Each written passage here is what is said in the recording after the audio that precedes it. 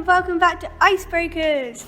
Today's podcast is about our interview with David Passingham, who is the Green MP candidate for Stratford-upon-Avon. We asked him a variety of questions ranging from what he does in his personal life to his opinions on bigger issues such as the Cambo project. The first question was about what changes he's made to his own life and what changes the public can just make to their lives to reduce their carbon footprint.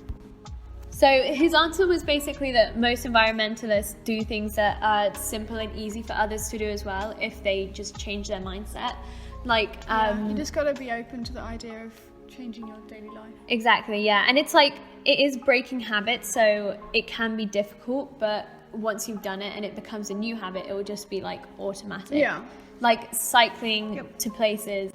And even if you don't do these things for the environment, they're still, just better for you and improve your life. Like the your vegan diet is beneficial to your health. Yeah, like and like cycling to work instead of exactly. People who are vegetarian have lower, like on average, obviously, have lower cholesterol levels. So it's like it is beneficial to yourself as well. Yeah. So it's actually like self-improvement as well as helping reduce your carbon footprint. Exactly, it improves like the quality of your life. Yeah, and I think also with things like vegan diets and vegetarian diets and stuff like that is like a lot of people have an idea that it's really difficult to do, which it can be, and you do have to do your research. You're depriving yourself from nice food. Yeah, but and stuff. Compared to 10 years ago, nowadays it's so much more accessible for people. Yeah, there's so many. If you go into a supermarket, you're guaranteed to see vegan and vegetarian things, whereas 10 years ago it would have been so much harder. But then again, those stuff is more expensive than meat. For example, sometimes they're nicer though. Yeah. I'm not vegetarian, but sometimes I'll choose it just because it's nicer. Yeah, oh my god, bean burgers are so nice. Healthy, fruit is so much more expensive than chocolate. If you want a snack, you're not going to go for a £2 apple when you can buy a 50p chocolate bar. Yeah, exactly. I don't like chocolate. You're strange. Yeah, but it can still be difficult. Although it's accessible, it's still expensive. So it's only accessible in some ways, and obviously some people won't be able to afford that. But I think there is a kind of stigma around it that it's difficult to do, really hard to do, when it's actually not usually. Yeah. He also mentioned buying clothes from charity shops instead. Yes, that's really good. I bought a skirt from a charity shop the other day. And I bought this ring that I'm wearing, skull ring, nice. Really cool. Yeah. And some little Westie brooches for my dad. Oh, nice. Yeah, I think that as well. That's so many people love that, thrifting. It is fun. Yeah. Not only can you get nice clothes that are cheaper, it's also you donate to a charity at the same time. Makes you feel good about yourself. Yeah, it makes you feel good about yourself, and then unique. Because people are like, wow, I love that, and you're like, well, you can't get it. It's mine. It's mine. Yeah, it's unique and different, and especially if people are adapting themselves, which is fun.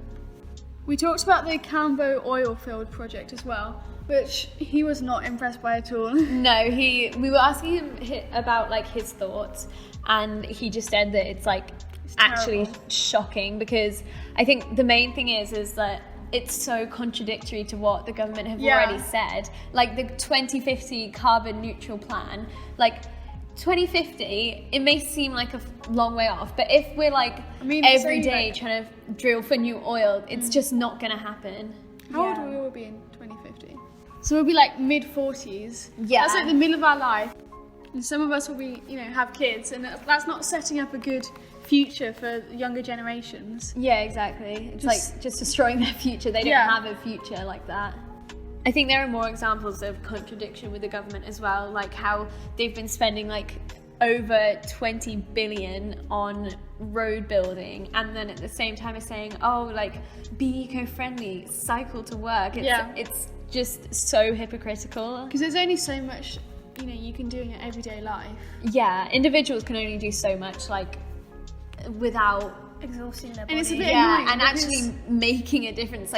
It will make a bigger difference for big companies to contribute positively to it. It's quite frustrating because it's our future and like our kids' future, but we can't really do anything big about it now. Yeah, exactly. Especially being young, and we don't I have think enough power. Yeah, that's such a like common feeling, just feeling so helpless, which I think is part of like what we want to help with the podcast. It's like the big companies that have the impact, yet they're not the ones doing anything about it. And I think that's one of the main things that need to be overcome, is like people figuring out what they can actually do, which is, you know, hopefully the podcast will help some people with this, but like it is a lot of like big companies who need to contribute a lot more, I think.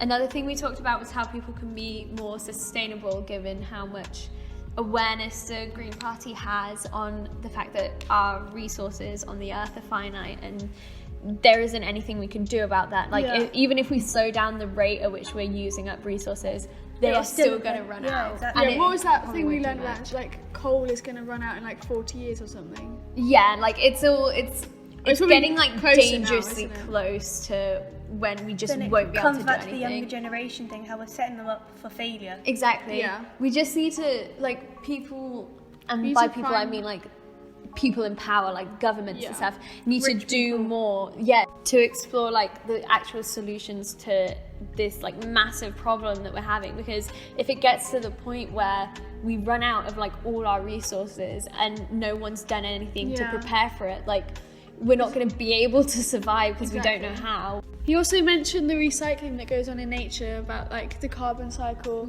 and how much, you know, we waste in our everyday lives, just, you know, stuff that you don't even think about as well. Like there will be solutions to it, because like it happens naturally, and we just need to like take inspiration from that.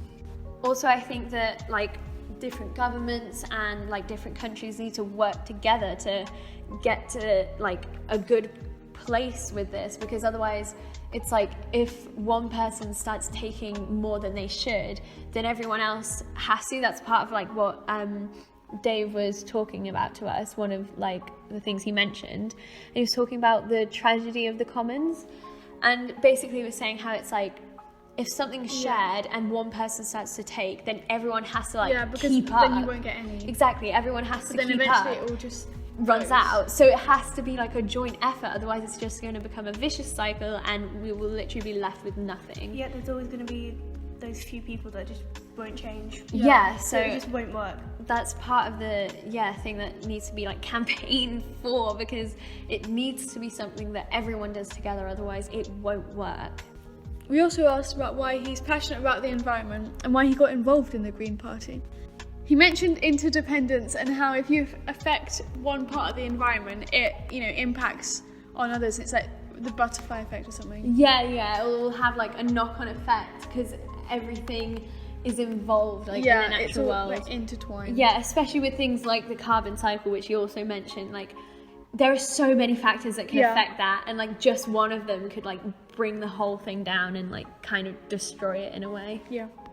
He originally was doing, you know, small things like planting trees, but then he started to realise that it's bigger than that, and that's when he became involved in politics. He said it was like a few years ago where he realised that like planting trees, it's great for that one community, but because it's such a connected, it's such a big issue that planting trees in one community doesn't do much for the whole world. Like it's still good, but it's still very beneficial. It's still very beneficial, but like only for that one area, and it's the whole world that's affected by this. So and I feel like that's the thing that you can say to anyone, like what Tilly said.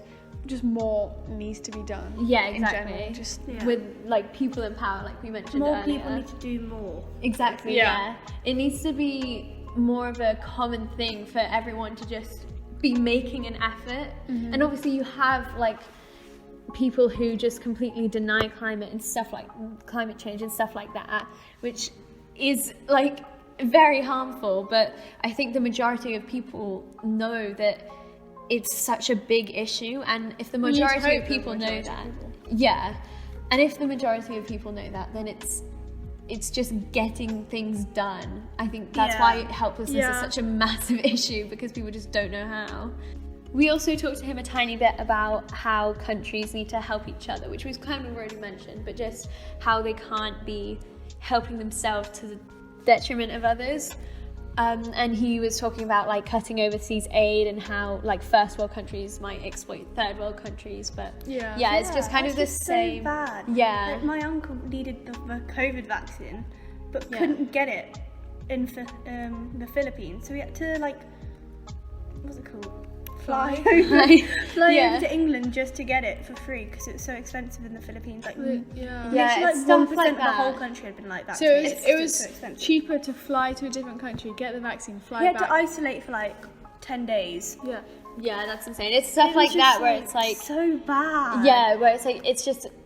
He had to leave his wife and everything. Like his wife is still there. Yeah, it just needs to be more together, and obviously like that's not really like able to be done right now, but that is kind of how it needs to be done, I think, or at least just more countries need to be making an effort to like have a treaty or something like that where they have to stick to it. Exactly. All in it together. This is our world. We need to help it. Yeah, and we're ruining it. Stop being selfish. Yeah, exactly. Our last question was, do you think declaring a climate emergency has made people more aware of the urgency of the situation?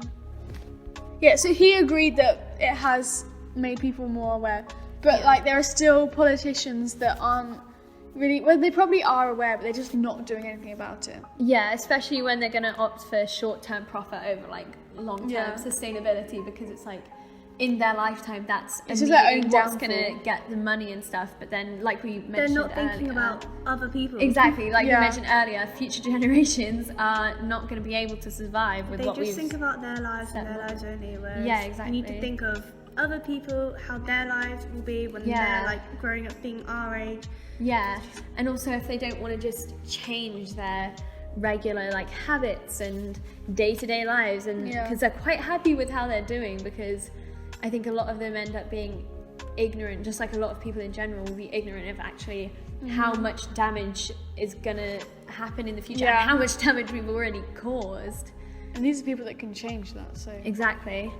So he said it helped a bit, but I think there's still a long way to go. And that wraps up the end of podcast 4, episode number 4. Episode 4. Bye. Hope you enjoyed.